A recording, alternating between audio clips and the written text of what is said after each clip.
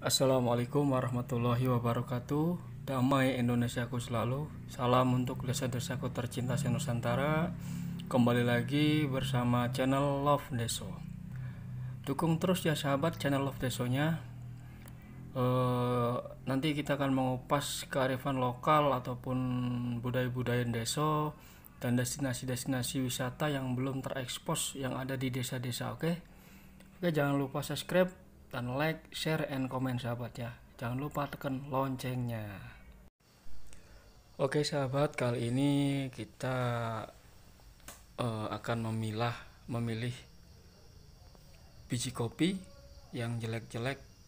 Nah, ini sebelum masuk proses penyangraian, kita pilih-pilih dulu biji-biji kopi yang rusak, lalu kita pisahkan agar hasilnya maksimal ya. Nah, setelah kita pilih biji kopi, lalu kita masukkan biji kopi yang sudah kita pilih ke dalam air agar kita bisa mengetahui biji kopi yang bagus dan tidaknya. Nanti bisa terlihat dari kalau memang kopi itu bagus, dia akan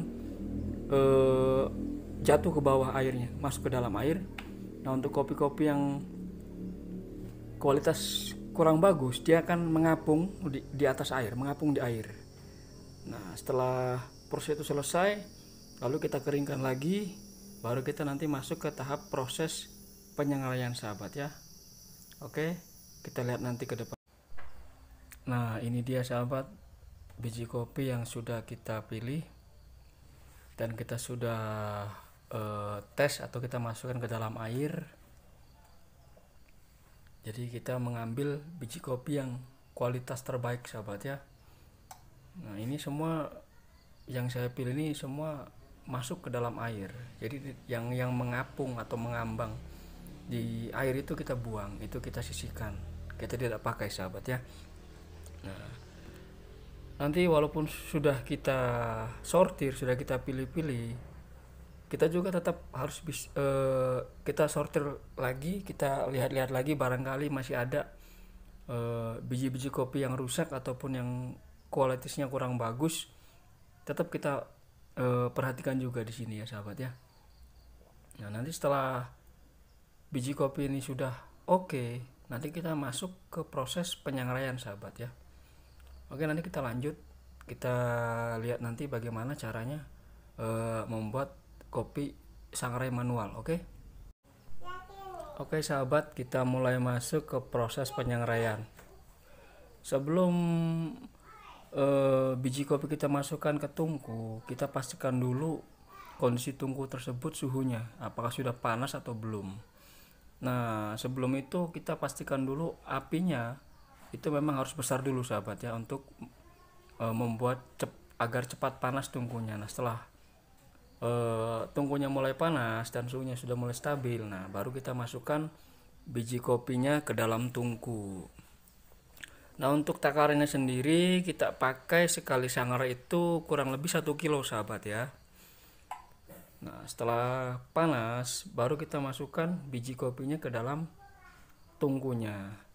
Nah, dipastikan lagi sahabat ya, setelah biji kopi sudah masuk, maka kita atur lagi apinya, jangan terlalu besar.